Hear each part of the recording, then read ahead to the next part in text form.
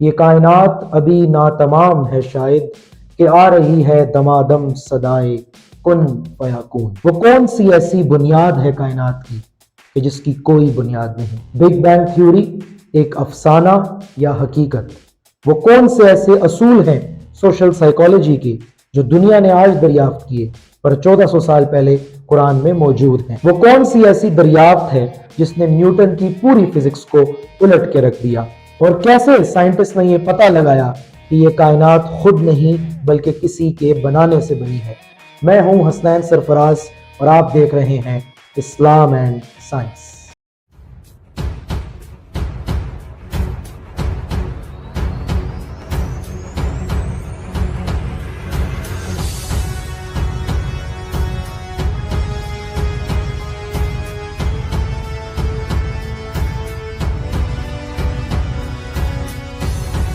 آج سے پہلے ہم نے صرف اور صرف قرآن اور سائنس کو ڈسکس کیا، پر جو میں قرآن پڑھتا گیا میں نے ساتھ ساتھ تفاسیر میں دیکھا کہ بہت سی ایسی باتیں ہیں جو احادیث میں چھپی ہوئی ہیں، بہت سے ایسے سائنٹیفک باتیں ہیں جو رسول اللہ صلی اللہ علیہ وسلم سے ثابت ہیں۔ ابھی تک ہم نے سورہ ناس، سورہ فلق اور سورہ اخلاص پہ ویڈیو بنائی، تو میں نے سوچا کہ انہی تینوں ویڈیوز کے اندر جو احادیث کی روشنی میں سائنٹیفک اسپیکٹس آئے ہیں وہ آپ کے سامنے رکھوں اور ایک نئی سیریز کا آغاز کروں، حدیث بل سائنس۔ سورہ ناس کے اندر ہم نے سوشل انٹریکشن سائیکالوجی پڑھی تھی، سورہ فلق کے اندر ہم نے بگ بینگ تھیوری دیکھی تھی، اور ساتھ ہی ساتھ سورہ اخلاص کے اندر ہم نے ایکزیمز کا کانسیپٹ دیکھا تھا۔ آئیں ان تینوں کانسیپٹس کو احادیث کی روشنی میں دیکھتے ہیں۔ صحیح بخاری کی ایک حدیث ہے، والیوم نمبر 4، کتابچہ نمبر 54، حدیث 414۔ عمران بن حسین رضی اللہ تعالیٰ عنہ فرماتے ہیں کہ میں ایک دفعہ اونٹنیاں چرا رہا تھا اور چراتے چراتے میں اس کو لے کر آیا اور میں نے اس کو ایک جگہ باندھ دیا۔ اس کے بعد میں رسول اللہ کی خدمت میں حاضر ہوا، ان کو سلام پیش کیا، ان کے ساتھ بیٹھ گیا۔ وہاں یمن سے بھی ایک جماعت آئی ہوئی تھی اور انہوں نے رسول اللہ سے دریافت کیا کہ ہمیں یہ بتائیں کہ یہ کائنات کیسے وجود میں آئی؟ تو آپ صلی اللہ علیہ وسلم نے فرمایا کہ سب سے پہلے کچھ نہیں تھا اور صرف اللہ تھا، پھر اللہ نے اپنا تخت بنایا، اس کے بعد اس کو پانی پہ بچھا دیا، پھر اس سے اللہ نے لوح محفوظ بنایا، اس کے بعد عرش بنایا، پھر اس کے بعد زمین بنائی اور ان کو ایک جگہ رکھ دیا۔ عمران بن حسین کہتے ہیں کہ میں نے یہاں تک ہی بات سنی تھی کہ پیچھے سے کسی نے آواز دی کہ تمہاری اونٹنی بھاگ گئی ہے، اس کی رسی کھل گئی ہے، تو میں وہاں بھاگ گیا اور میں باقی کی بات نہ سن سکا۔ کاش میں وہاں سے نہ اٹھتا اور ایسی 100 اونٹنیاں قربان اس بات پہ کہ مجھے یہ پتہ لگ جاتا یہ کائنات کیسے بنی، تو وہ اس سے آگے کی بات نہ جان سکے۔ ایک اور روایت ہے حضرت عمر فاروق رضی اللہ تعالیٰ عنہ سے کہ ایک دفعہ رسول اللہ صلی اللہ علیہ وسلم فجر کی نماز کے بعد آئے منبر پہ اور انہوں نے کہا کہ کیوں نہ میں تمہیں یہ بتاؤں کہ اللہ نے کائنات کیسے بنائی اور اس کائنات کا اختتام کیسے ہوگا۔ اور رسول اللہ نے فجر سے شروع کیا اور عصر تک ایک بہت لمبی نشست رکھی جس میں آپ نے ہمیں ساری باتیں بتا دی کہ کائنات بنی کیسے، اور یہاں تک بتا دیا کہ آخر لوگ کیسے جنت تک پہنچیں گے اور کون لوگ جہنم تک پہنچیں گے۔ حضرت عمر کہتے ہیں وہ اتنی لمبی نشست تھی کہ کسی کو بھی پوری بات یاد نہ رہی، جس کو جو یاد رہا وہ اس نے سمیٹ لیا۔ اور آپ اب یہ سوچ رہے ہوں گے کہ بات تو نامکمل رہ گئی، نہیں، جہاں سے نبی کی بات ختم ہوئی وہاں سے قرآن کی بات شروع ہوئی۔ سورہ انبیاء آیت نمبر 30 میں اللہ تعالیٰ فرماتے ہیں، کیا کافروں نے نہیں دیکھا کہ آسمان اور زمین دونوں ملے ہوئے تھے تو ہم نے جدا جدا کر دیا، اور تمام جاندار چیزیں ہم نے پانی سے بنائی، پھر یہ لوگ ایمان کیوں نہیں لاتے؟ اب اگر ہم غور کریں تو جہاں رسول اللہ کی حدیث ختم ہوئی تھی، یعنی کہ جہاں تک حضرت عمران بن حسین نے سنا تھا وہیں سے یہ آیت شروع ہوئی کہ کیا کافر نہیں دیکھتے کہ کیسے زمین اور آسمان ایک ساتھ تھے اور پھر اس کو ہم نے الگ کر دیا۔ یہ نشاندہی ہے کہ بگ بینگ ہوا ہے، اور بگ بینگ ہی وہ بنیاد ہے جس کی اور کوئی بنیاد نہیں سوائے اللہ کی۔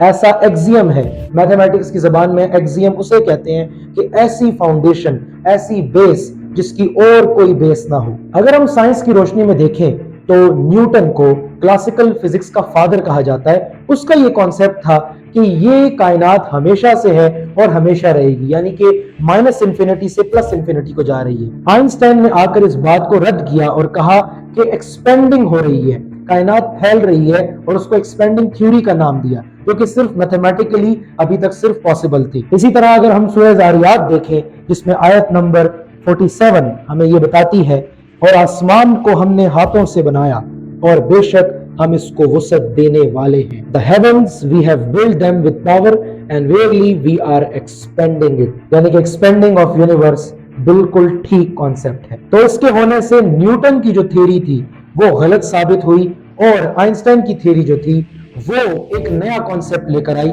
پر ابھی تک بات صرف میتھمیٹیکلی پروو ہوئی تھی. پھر 1929 میں ایڈون ہبل نامی ایک سائنٹسٹ نے، جن کے نام کے اوپر بعد میں ہبل ٹیلیسکوپ بنایا گیا، انہوں نے یہ فزیکلی آبزرو کیا کہ تمام چیزیں دور جا رہی ہیں ایک دوسرے سے. تو انہوں نے یہ سوچا کہ جب چیزیں دور جا رہی ہیں تو اس کا مطلب ہے کہ یہ ایک وقت میں ایک جگہ پہ جڑی ہوں گی، یعنی کہ ایک جگہ سے شروع ہوئی ہوں گی.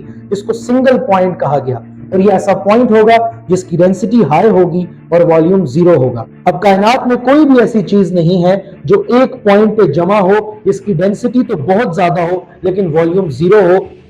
ایسا تبھی ہو سکتا ہے جب باہر سے کوئی فورس آئی ہو جس نے اس کو کریٹ کیا ہو، یعنی کہ بگ بینگ خود نہیں ہوا بلکہ ول آف گاڈ سے ہوا ہے.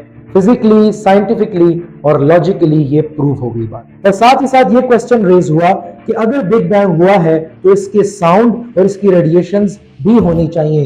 اور وہ دن بھی دور نہ تھا کہ پھر 1965 میں کچھ سائنٹسٹ نے اس کو بھی دریافت کر لیا، جس کو نام دیا گیا CMBR، cosmic microwave background radiations, جس کے اوپر ان کو نوبل پرائز ملا.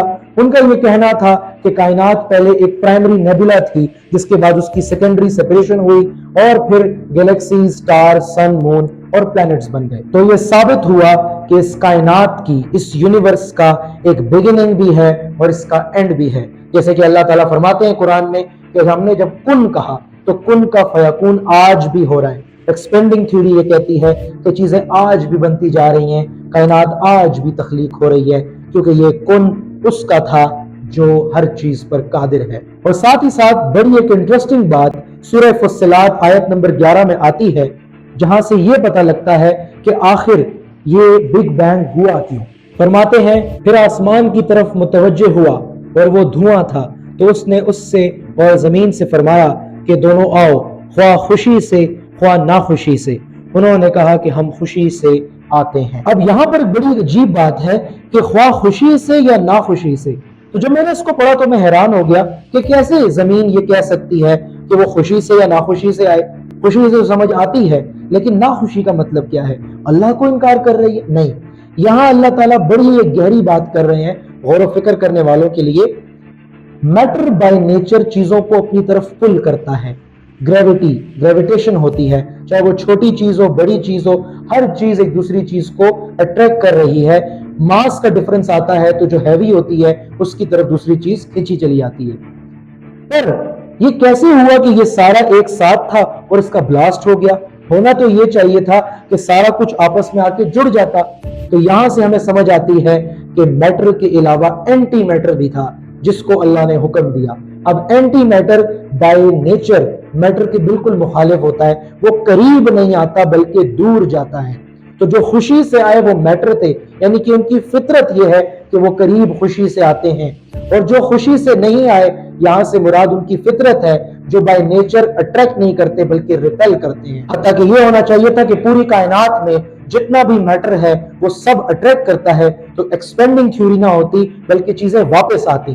الٹ اس لیے ہوا کہ ساتھ میں اینٹی میٹر بھی موجود تھا اور اس اینٹی میٹر کے اوپر فورس لگی اور پھر بلاسٹ ہوا اور ساری چیزیں دور چلی گئی اور یہ کائنات وجود میں آئی. اللہ اکبر. تو یوں ثابت ہوا کہ جو حدیث ہم تک عمران بن حسین کے ذریعے، صحیح بخاری کے ذریعے رسول اللہ کی وہ بات ہم تک پہنچی، وہ قرآن سے بھی ثابت ہوئی، اور نہ صرف قرآن سے بلکہ فلسافیکلی، سائنٹیفکلی اور لاجکلی بھی آج دنیا کو ثابت ہو گئی. جیسا کہ قرآن میں آتا ہے سورہ فصلات میں ہی آیت نمبر 53 میں کہ ہم عنقریب ان کو اطراف عالم میں بھی اور خود ان کی ذات میں بھی اپنی نشانیاں دکھائیں گے، یہاں تک کہ ان پر ظاہر ہو جائے گا کہ قرآن حق ہے. کیا تم کو یہ کافی نہیں کہ تمہارا پروردگار ہر چیز سے خبردار ہے؟ اور اپنی بات کا اختتام اقبال کے شعر پہ کروں گا. یہ کائنات ابھی ناتمام ہے شاید کہ آ رہی ہے دمادم صدائے کن فیکون.